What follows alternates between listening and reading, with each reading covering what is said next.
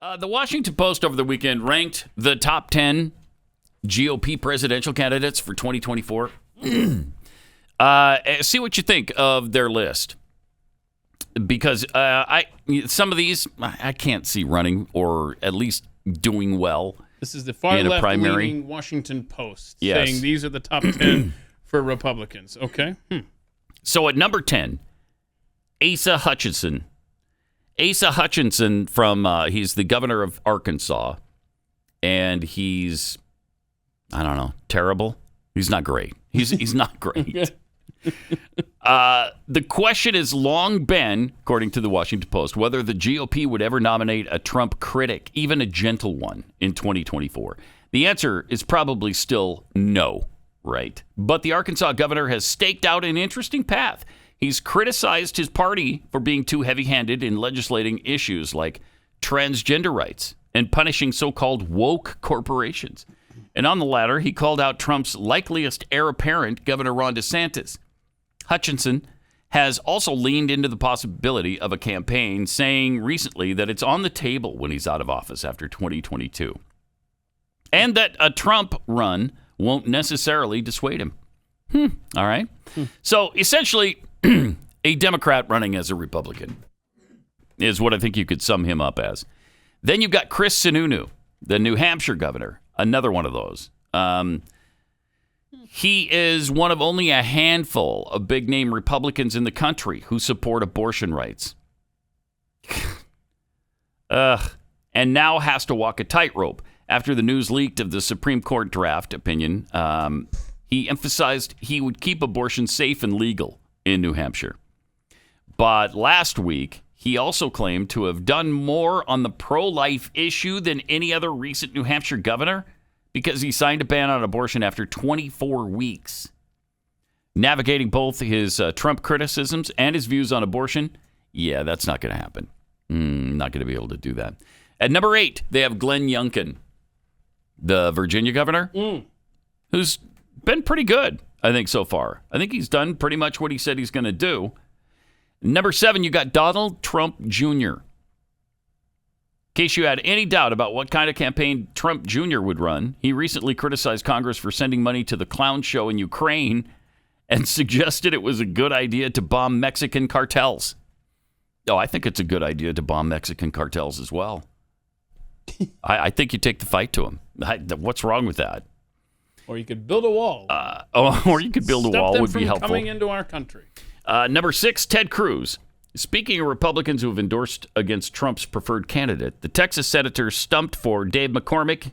That's in Pennsylvania. And so he was going against Trump's choice of Mehmet Oz. That's still not decided, by the way. They're still battling that out. Yeah. How long does it take to count the votes? I mean, do they use paper ballots there? I mean, are they counting them one by one with just one person?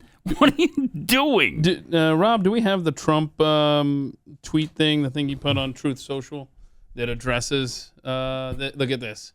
Donald Trump, so accurate, this tweet here. Can you imagine the Pennsylvania primaries ended almost 5 days ago with early voting of possible fake and other mail-in ballots going on for weeks, and we still have no idea of what is happening or when it will all end?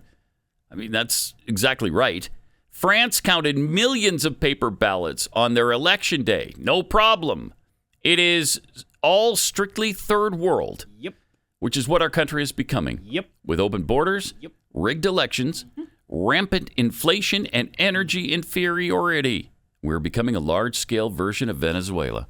He's right about that. Yeah. I mean, how do you argue with any of that? Yeah, and the stock market seeing losses that haven't been seen since the peak of the Great Depression, percentage-wise. Yep, good times, right?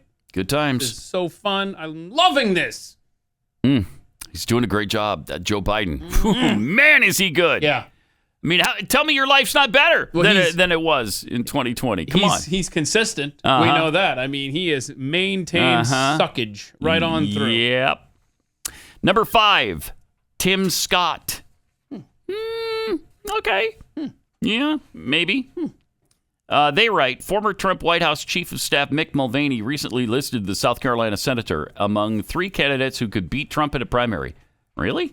alongside DeSantis and Dwayne "The Rock" Johnson. Oh, there it is. Future president. You heard it here first. Except I don't think Dwayne Johnson is a Republican. I think we're going to be surprised. Donald Trump wasn't a Republican either. But he I'm just saying. openly endorsed Joe Biden. Oh, did Dwayne The Rock? Mm-hmm. Oh, I didn't know that. Mm-hmm. Wow, he's dumb. Yeah. Number 4, Nikki Haley. There was a time when I thought Nikki Haley might be good. I think that time has passed. Mike Pence at number 3. I don't think Pence has a chance. Oh, gosh, no. I mean, that shouldn't Not even a be chance. on the list. No. And I'll say that Nikki Haley was here on Glenn's show a couple weeks ago, and I talked to her out here in the hallway. That was a good conversation. I mean, she seemed like just a genuine, normal person. So, I don't know, it'd be interesting to see. At number 2, Ron DeSantis. Obviously, enough said there. And obviously, the number 1 candidate would be Donald Trump. The really, really big question is whether Trump runs.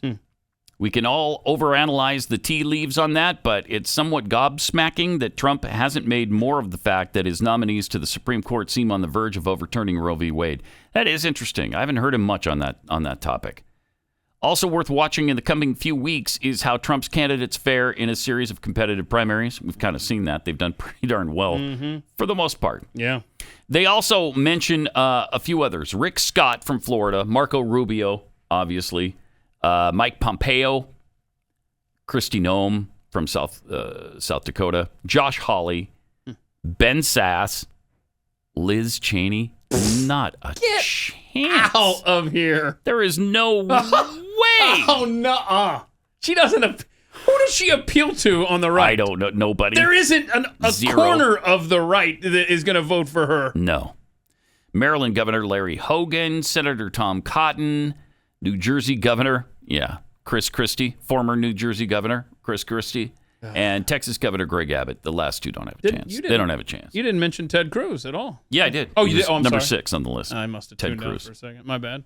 Huh. Remember we talked about, speaking of Republicans who have endorsed against Trump's preferred candidate, he's stumping for Dave McCormick, and we still don't know who's going to win that election. Yeah. It's almost a week later. What is this, 1842? Come on. Oh, no, they would have had this already figured out. That's true. 1842. Give me That's a break. true. They would have known it the night of the election. If you are Donald Trump, why even bother? Because you know that your life is going to be made miserable. It's still being made miserable by the left and overzealous prosecutors, which, by the way, it did come out late last week that Hillary Clinton herself pushed forward this lie about Trump's Russia connection. Absolutely, 100%.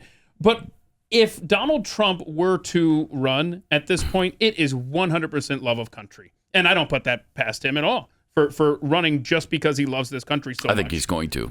Yeah. Yeah, and he's got no other reason to do it. I mean, you might claim ego drives him, which I think there's a little bit of that. But he doesn't want his last thing to be a loss. But think of this, But though. he does love the country. I don't think anybody can dispute that. Yeah. And think of this, though. Right now, he could ride off into the sunset by saying, look, I did a great job for 4 years. And you on the left are, I'm sure many are admitting it, at least privately or under their breath, compared to what's happened now. He could totally, hands off, avoid the press that is going to go at him at every turn. People, remember, the first year of his administration, almost first year, it was Rance Priebus leaking everything that was happening in that White House. The guy was sabotaged from day one. Why would he even bother? It's because he loves this country. But also, if he stays away right now, he walks away like, look at me, man. For 4 years, you guys had it great. And then you 2000 muled me. And look what you got. You got Biden. Good job, Sleepy Joe. So, I mean, if he runs at this point, it is strictly 100% love of country. I mean, one of the most telling things of the last year and a half of the Biden debacle is Sweden sending us food for our babies because we can't find it ourselves. We can't get enough ourselves. That is a first in American history.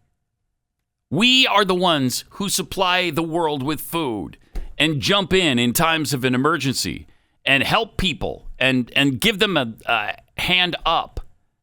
And now we're having to have that. It's embarrassing. That's how bad it is right now with Joe Biden. It is so embarrassing. Incredible. And remember, Joe Biden, he was going to fix all the international issues that Trump caused. Really? Oh, yeah. Yeah, we're having to import baby formula.